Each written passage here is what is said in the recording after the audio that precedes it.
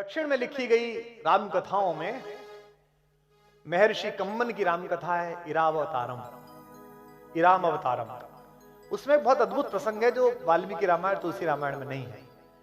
जब राम ने लंका विजय के लिए रामेश्वरम में शिवलिंग की स्थापना की, आपको पता होगी 12 ज्योतिर्लिंगों में है, वही रामेश्वरम जहां हमारी भारतीय वैज्ञानिक चेतना का बड़ा ऋषि एपीजे अब्दुल कलाम कब्र में आराम फरमा रहा है, वही रामेश्वरम।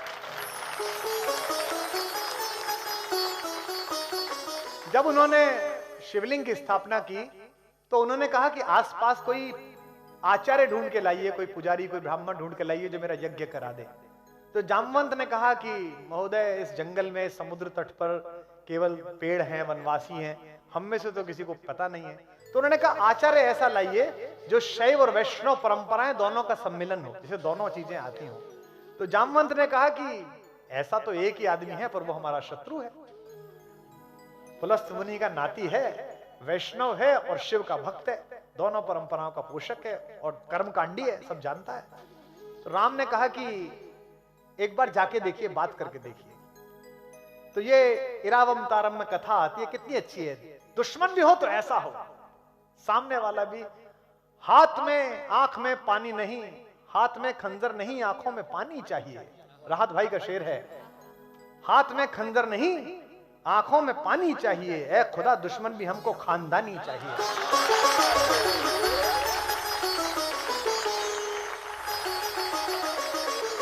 तो रावण जैसा आचार्य, जामवंत जब लंका पहुंचे राम के कहने पर, महर्षि कम्मन लिखते हैं कि यह बात रावण को पता चली कि जामवंत आए हैं।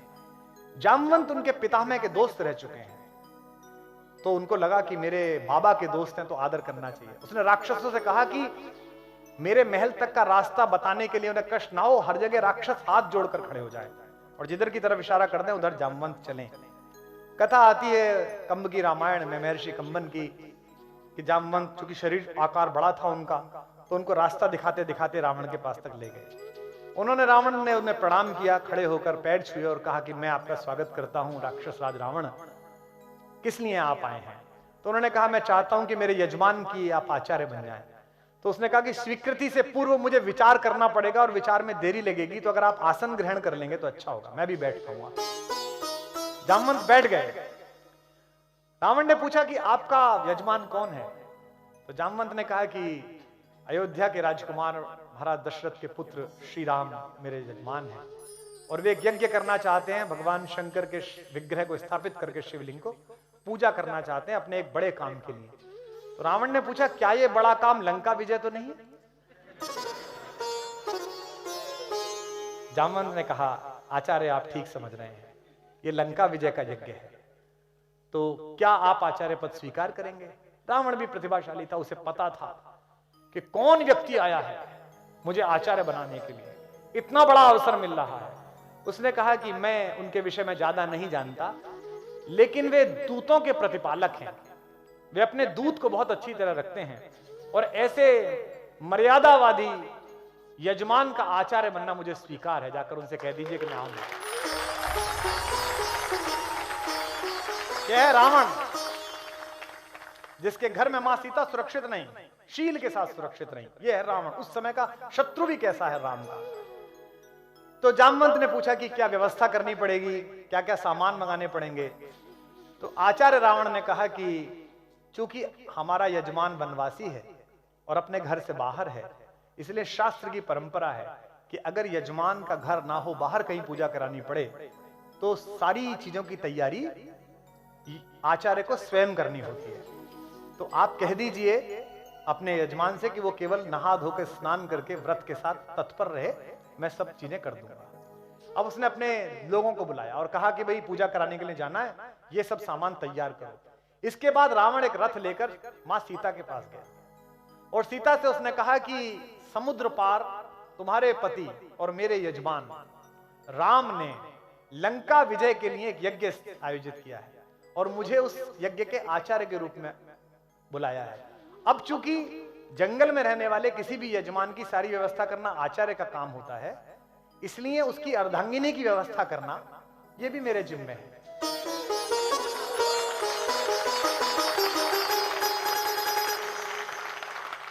तो ये रथ खड़ा हुआ है, ये पुष्पक विमान है, तुम इसमें बैठ जाओ, लेकिन तुम ध्यान रखना वहां भी तुम मेरी ही सुरक्षा में हो, मेरी ही कैद में हो, और मैं आचार्य रावण तुमसे ये कहता हूं कि तुम मेरे यजमान की अर्धांगिनी के नाते, अर्ध यजमान के नाते इस पर बैठ जाना। कम्मन राम कथा में प्रसंग आता है कि यह सुनकर देवी सीता ने रावण को आचार्य कहकर प्रणाम किया, जो आज्ञा आचार्य। और अगली बात सुनिए, और उनके प्रणाम करने पर उसी रावण ने देवी सीता को अखंड सौभाग्यवती भव का आशीर्वाद दिया।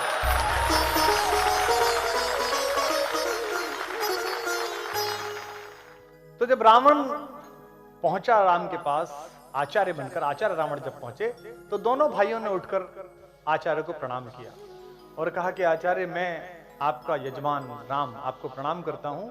मैं लंका विजय के लिए एक यज्ञ कर रहा हूं, मैं चाहता हूं कि यहाँ के शिव का विग्रह स्थापित हो, ताकि देवादिदेव महादेव मुझे आशीर्वाद दें कि मैं लंका पे विजय प्राप्त कर सकूं। ये लंकेश से कह रहे हैं रावण, लेकिन आचार्य रावण से कह रहे हैं।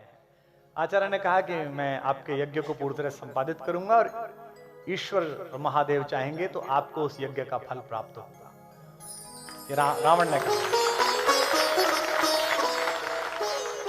तैयारियां शुरू करिए तो बताया कि हनुमान गए हैं शंकर का विग्रह लेने के लिए, शिवलिंग लेने के लिए। अब हनुमान गए हैं तो ये भी पता नहीं कि वो महादेव को डायरेक्ट लाएंगे या कोई शिवलिंग लेके आएंगे, क्योंकि हनुमान की तो इस चीज में एक्सपर्टीज है कि उन्हें दवाई मंगाने भेजो तो मेडिकल स्टोर ले आते हैं उठा के। तो आचार्य रावण ने कहा कि पूजा में देरी संभव नहीं है, मुहूर्त नहीं टल सकता, इसलिए आप बैठिए, आपकी धर्म पत्नी वे कहाँ है, उन्हें बुलाइए। तो राम ने कहा कि आचार्य, मेरी धर्म पत्नी तो उपस्थित नहीं है यहाँ पर, तो ऐसी कोई शास्त्रीय विधि हो जिसमें उनकी अनुपस्थिति में ये यज्ञ हो जाए। तो रावण ने कहा यह संभव नहीं है, केवल 3 प्रकार से इसकी अनुमति है। एक, या तो आप विदुर हो, आपकी पत्नी नहीं हो, दूसरे आप अविवाहित हो, आपका विवाह नहीं हुआ हो, और तीसरे आपकी पत्नी ने आपको त्याग दिया हो। क्या तीनों स्थितियां हैं? तो राम ने कहा तीनों स्थितियां तो नहीं है। अब राम ये कैसे कहें कि आप ही हैं उसके कारण, क्योंकि वे तो आचार्य हैं। तो जामवंत ने कहा कि आचार्य फिर इसकी क्या व्यवस्था है? तो उन्होंने कहा कि जब कोई यजमान जंगल में हो और उसके पास यज्ञ को पूरा करने के समस्त साधन ना हो, तो आचार्य की जिम्मेदारी होती है कि वो यज्ञ के साधन उपस्थित कराए। तो आप विभीषण को और अन्य अपने मित्रों को भेज दीजिए, मेरे यान में अर्ध यजमान सीता बैठी हुई है, उन्हें बुला लाइए यहाँ। ये इरारामावतारम में जो कम्मन के लाल रखी उसमें प्रसंग है। उसके बाद पूजन हुआ, विधिवत पूजन हुआ। मां सीता ने अपने हाथ से ही वो शिवलिंग स्थापित किया, जो आज भी वहां लंकेश्वर का शिवलिंग वहां पर मौजूद है, जिसके बारे में कहते हैं कि जब रामेश्वरम में कहते हैं कि जब हनुमान अपना शिवलिंग उठा लाए एक, और हनुमान ने कहा इसे हटाओ मैं भी लगाऊंगा, तो राम ने कहा कि जो लगाए लगने दो। जब हनुमान नहीं माने, कहा महाराज मैं तो लेके आया हूं, तो राम समझ गए कि इन्हें थोड़ा सा अपने बल पर अहंकार आ रहा है, तो राम ने कहा इसे हटा लो। और सुनते हैं कि पूरा हनुमान ने जोर लगाया, वो शिवलिंग नहीं हटा। इसलिए राम ने फिर वरदान दिया कि तुम्हारा शिवलिंग भी यहाँ उपस्थित रहेगा। तो रामेश्वरम में उनके द्वारा स्थापित भी एक शिवलिंग है, जो हनुमानेश्वर के नाम से जाना जाता है, कि हनुमान के द्वारा स्थापित शिवलिंग।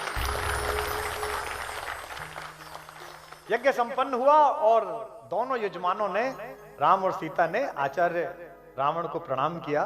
तो राम ने पूछा कि आचार्य आपकी दक्षिणा? तो आचार्य ने कहा कि आप वनवासी हैं, मैं जानता हूं कि आपके पास कोई दक्षिणा नहीं है और आप मुझे दक्षिणा नहीं दे सकते, और स्वर्णमयी लंका के राजा आचार्य को आप क्या दक्षिणा देंगे, इसलिए मेरी दक्षिणा आप पर रही। राम संकोच में पड़ गए। राम ने कहा कि दक्षिणा रही तो आप बता दीजिए, ताकि मैं विधिवत तैयारी रखूं, कभी मैं देने योग्य बन पाऊं आपको। तो क्या रावण ने दक्षिणा मांगी? राम ने कहा आचार्य होने के नाते मैं आपसे दक्षिणा मांगता हूं कि जब मेरा अंतिम समय आए तो यजमान मेरे सामने उपस्थित रहे, मैं आपसे दक्षिणा मांगता हूं।